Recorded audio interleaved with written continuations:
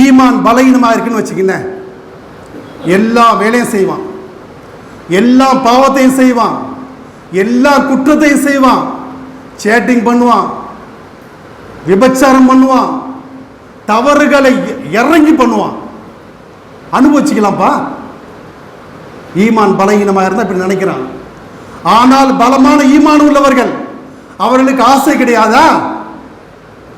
அவருக்கு உலகத்தின் மீது பற்று கிடையாதா? சகோதரர்களே, ஆனால் சிந்திக்கிறான்.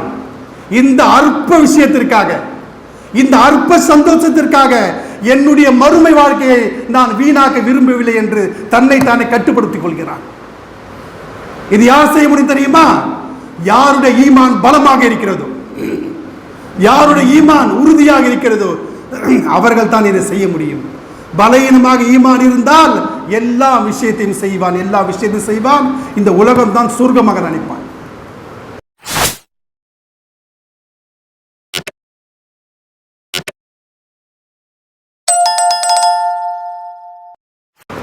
அஸ்ஸலாமு அலைக்கும் வரஹ்மத்துல்லாஹி வபரகாத்துஹு.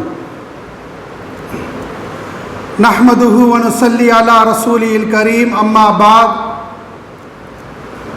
فقد قال الله تبارك وتعالى في القرآن المجيد والفرقان الحميد: فأعوذ بالله من الشيطان الرجيم. بسم الله الرحمن الرحيم. ومن يطع الله ورسوله فقد فاز فوزا عظيما. صدق الله العظيم.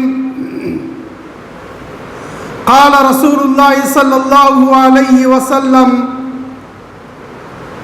اللهم صل على محمد وعلى آل محمد كما صليت على إبراهيم وعلى آل إبراهيم إنك حميد مجيد. صدق رسول الله صلى الله عليه وسلم.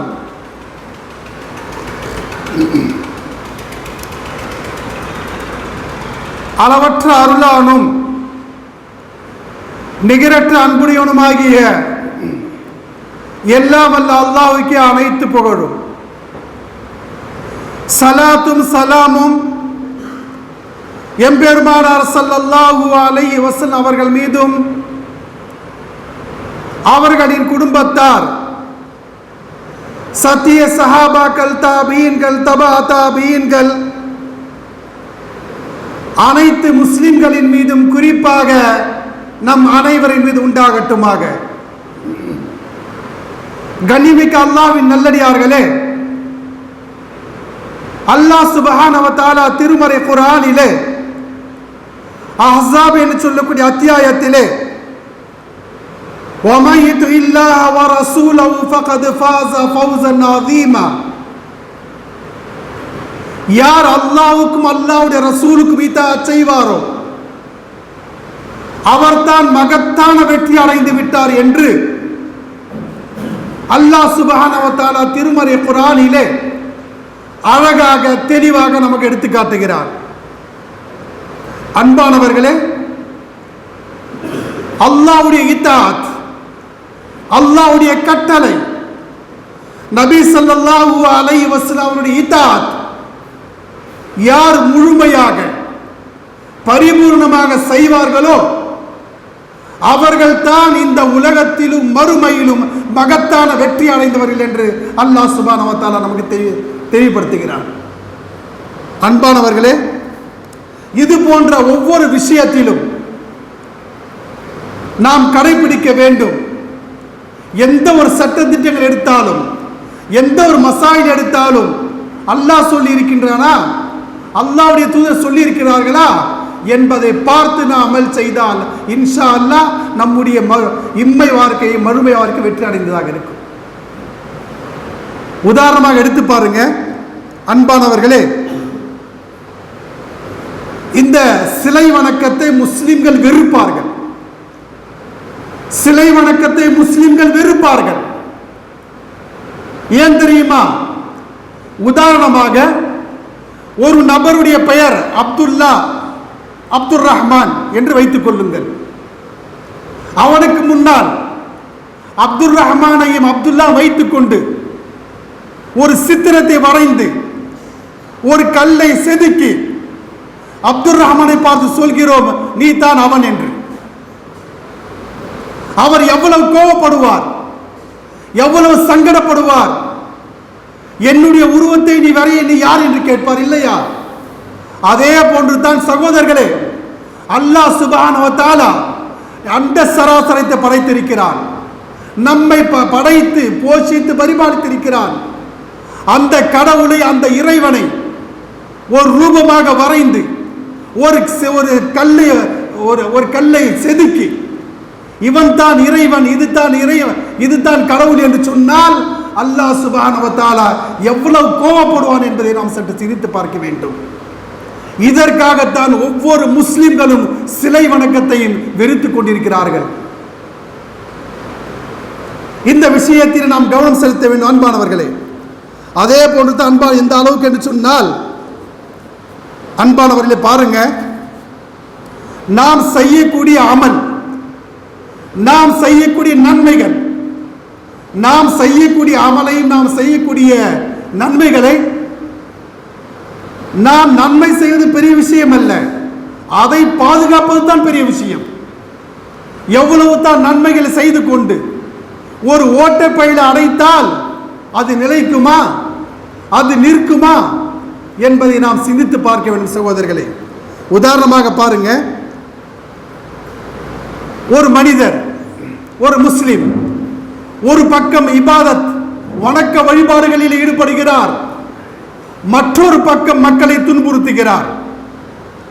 ஒரு பக்கம் சதகா செய்கிறார், தர்மம் செய்கிறார், ஏழைகளுக்கு வாரி வழங்குகிறார், மற்றொரு பக்கம் அதை சொல்லி காட்டி விடுகிறார். ஒரு பக்கம் தொழுகை, நோன்பு, ஜக்காத், ஹஜ், உம்ரா, நல்ல காரியங்கள் அனைத்தையும் செய்கிறார், மற்றொரு பக்கம் பெற்றோரை துன்புறுத்துகிறார், உற்றார் உறவினர்களை துண்டித்து வாழ்கிறார். ஒரு பக்கம் நன்மை, மற்றொரு பக்கம் பாவம், மற்றொரு பக்கம் தீமை. இப்படி செய்து கொண்டிருந்தால் அன்பானவர்களே, மறுமை நாளில் நாம் அல்லாஹ்வை சந்திக்கும் போது நம்மிடத்தில் நன்மை இருக்குமா? எல்லா நன்மைகளும் குறைந்து விடும். அல்லாஹ்வை சந்திக்கும் போது ஒரு நன்மை இருக்காது. எனவே தான் அன்பானவர்களே, இந்த விஷயத்தில் நாம் கவனம் செலுத்த வேண்டும். மேலும் பாருங்க, கண்ணியமிக்க அல்லாஹ்வின் நல்லடியார்களே, எந்த அளவுக்கு என்று சொன்னால்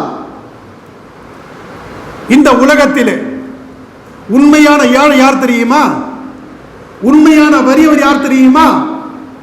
ஒரு முஸ்லிமாக இருந்து, ஒரு முஸ்லிமாக பிறந்து, ஒரு முஸ்லிம் குடும்பத்தில் இருந்து அவருக்கு தொழுகை பற்றி தெரியவில்லை, தொழுகையுடைய தௌஃபீக் கிடைக்கவில்லை, நோன்பு நோக்கக்கூடிய தௌஃபீக் கிடைக்கவில்லை, ஹஜ் செய்யக்கூடிய தௌஃபீக் கிடைக்கவில்லை, உம்ரா செய்யக்கூடிய தௌஃபீக் கிடைக்கவில்லை. அன்பானவர்களே, துஆ கேட்கக்கூடிய முறை அவருக்கு தெரியவில்லை, குர்ஆனை எப்படி ஓத வேண்டும், குர்ஆனை எப்படி வாசிக்க வேண்டும் என்ற முறை தெரியவில்லை. அந்த தௌஃபீக் அவருக்கு கிடைக்காவிட்டால் நீங்கள் நினைத்துக் கொள்ளுங்கள், இந்த உலகத்திலே அவன் முஸ்லிமாக இருந்தாலும் அவன் தான் உண்மையான ஏழை.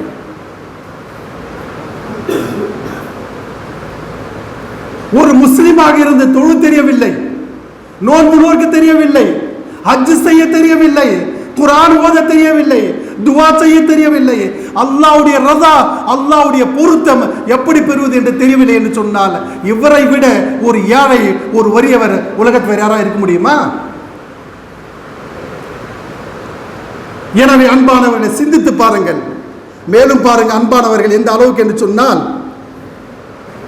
ஒரு முஸ்லிம் மற்ற முஸ்லிமுக்கு உதவி செய்வது மிகப்பெரிய ஒரு பாக்கியம், மிகப்பெரிய ஒரு பாக்கியம்.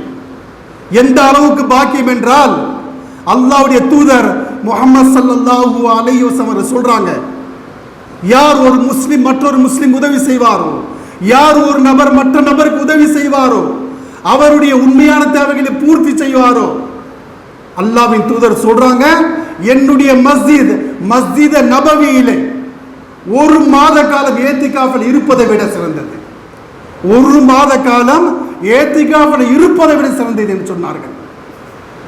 ஆனா என்ன செய்யறோம்? ஒரு குடும்பத்தில், ஒரு கோத்திரத்தில் வசதியா இருப்பான், அவன் சரியா சாப்பிட முடியாது,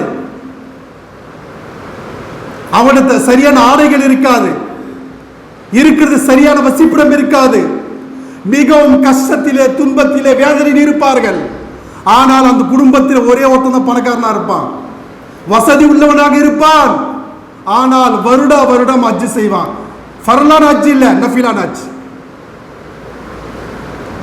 ஆண்டுதோறும் ரமலானுடைய மாதம் ரமலான் மாதம் என்ன செய்வான்? உம்ரா செய்வான். குடும்பத்தில் யானைகள் இருப்பார்கள், சொந்தத்தில் யானைகள் இருப்பார்கள், சகோதரிகள் யானைகளாக இருப்பார்கள். அதை கண்டுக்க மாட்டான். என்ன செய்வான் சொன்னா வருடம் ஹஜ் செய்வான். எனவே அன்பானவர்களே, இது போன்ற பண்பு ஒரு முஸ்லிமிற்கு இருக்கக்கூடாது. ஏன் என்று சொன்னால், நஃபிலான ஹஜ் செய்வதை விட ஒரு முஸ்லிம் கஷ்டத்தை இருக்கிறான், சிரமத்தை இருக்கிறான், மிகவும் கடினத்தை இருக்கிறான் என்று சொன்னால் அந்த உதவி செய்து மிகப்பெரிய விஷயம் என்று அல்லாஹ்வின் தூதர் சொன்னார்கள். இதை நாம் கவனத்தில் கொள்ள வேண்டும். அன்பானவர்களே, நாம் எப்போதும் எந்த நேரத்திலும் ஸலவாத்தை அதிகமாக ஓத வேண்டும். யார் ஸலவாத்தை அதிகமாக ஓதுகிறார்களோ அல்லாஹ்வின் தூதர் ஸல்லல்லாஹு அலைஹி வஸல்லம் சொல்றாங்க, நான் அவருக்காக மறுமையிலே ஷஃபாஅத் பரிந்துரை செய்வேன். அது மட்டுமல்ல, அவருடைய தரஜாத்துகள் உயர்த்தப்படும், அவருடைய முகம் பிரகாசமாக இருக்கும். யார் ஸலவாத் அதிகமாக சொல்கிறார்களோ அவருடைய முகம் இருக்கிறது பிரகாசமாக இருக்கும். இந்த உலகத்திலே நிம்மதி இல்லை என்று சொல்கிறார்களோ அவர்கள் அதிகமாக ஸலவாத்தை ஓதினால் அவருக்கு மன நிம்மதி கிடைக்கும் என்று சொல்கிறார்கள். அது மட்டுமல்ல அன்பானவர், எந்த அளவுக்கு என்று சொன்னால் அவருடைய ரிஸ்க் வாழ்வாதாரத்திலே அல்லாஹ் பரக்கத் செய்கிறான். அவருக்கு அமைதி கிடைக்கும். அவருடைய வாழ்க்கையிலே நிம்மதியாக, சந்தோஷமாக, மகிழ்ச்சியாக இருக்க வேண்டும் என்று சொன்னால் அதிகமாக ஸலவாத்தை ஓதுங்கள் என்று அல்லாஹ்வின் தூதர் நமக்கு சொல்றாங்க. எனவே அன்பானவர்களே, இந்த விஷயத்தை கண்டிப்பாக நாம் கடைபிடிக்க வேண்டும். மேலும் பாருங்க, எந்த அளவுக்கு என்று சொன்ன அன்பானவர்களே, அல்லாஹ் குர்ஆன்ல சொல்றான், குல்லு நஃப்ஸின் தாயிகத்துல் மௌத், ஒவ்வொரு ஆன்மாவும் மரணத்தை புசித்தே தீர வேண்டும், ஒவ்வொரு உயிரினமும் மரணித்தே தீர வேண்டும். இது விதி இல்லையா? எந்த அளவுக்கு என்றால் எல்லா மனிதரும் மரணத்தை அடைந்தே தீர வேண்டும். நான் கபர்ல வைப்பாங்கல்ல, ஜனாசாவை கபரில் வைத்த பிறகு நம்முடன் மனைவி மக்கள் வருவார்களா? நம்மோடு பெற்றோர்கள் வருவார்களா? நம்முடன் சகோதர சகோதரிகள் வருவார்களா? நம்முடன் நம்முடைய நண்பன் வருவானா? நம்மோடு உற்றார் உறவினர்கள் சொந்தங்கள் பந்தங்கள் வருவார்களா? யாரும் வரமாட்டார்கள் சகோதரர்களே. நம்மிடத்தில் கபரிலே வரக்கூடிய விஷயம் எதுவென்று சொன்னால் அது தான் தொழுகை, அது தான் நோன்பு, அது தான் ஜகாத், அது தான் ஹஜ், அது தான் சதகா, அது தான் தர்மம், அது தான் நல்ல காரியங்கள். இது மட்டும்தான் கபர்ல உங்களுக்கு உதவியாக இருக்கும். இல்லை என்று சொன்னால் சகோதரர்களே, மற்றவர்களுக்காக உலகத்தில் எல்லா நேரமும் உழைத்தாலும் யாரும் கூட வர மாட்டாங்க. நம்முடைய நன்மை தான் நம் கூட வரும். எனவே நன்மை செய்வதற்காக முழு முயற்சி செய்ய வேண்டும் சகோதரர்களே. ஏன் என்று சொன்னால் இந்த உலகம் அற்ப உலகம், அற்ப காலம். மறுமை காலம் இருக்கிறது, நீண்ட நீண்ட நீண்ட நெடிய காலம். அதற்காக முயற்சி செய்வன் தான் உண்மையான புத்திசாலி. அன்பானவர்கள், மேலும் பாருங்க, எந்த அளவுக்கு என்று சொன்னால் சகோதரர்களே, இந்த காலத்தில் முஸ்லீமாக இருக்கட்டும், முஸ்லீம் இல்லாதவராக இருக்கட்டும், எங்கனாச்சும் ஒரு கேமரா இருக்குன்னா நீட்டாக நடந்துக்கிறான், விஐபி மாதிரி நடந்துக்கிறான். ஏன்னா கேமரா அவனை பார்க்க தான், கேமராவோட ஃபோக்கஸ் எல்லாம் அவன் மேலே இருக்கான். அதுக்காக என்ன செய்கிறாங்க? நீட்டாக நடந்துப்பாங்க, டீசெண்டாக நடந்துப்பாங்க. எங்கே இருந்தாலும் சரி, பள்ளிவாசல் இருந்தாலும் சரி, மாலில் இருந்தாலும் சரி, பெரிய பெரிய ஃபங்க்ஷன் ஹாலில் இருந்தாலும் சரி, எல்லாம் என்ன செய்வாங்க? கேமரா இருக்குன்னு சொன்னால் ஒரு பயந்து நீட்டாக நடந்து கொள்கிறோம் சகோதரர்களே. ஆனால் அல்லாஹ் சொல்றான், சதா நேரமும் நான் உன்னுடன் இருக்கிறேன். சொல்றது யாருங்க? அல்லாஹ் சொல்றான். அல்லாஹ் நம்மை பார்க்கிறான், அல்லாஹ் நம்மை கண்காணிக்கிறான், அல்லாஹ்வுடைய பார்வையில் நாம் இருந்து கொண்டிருக்கிறோம்.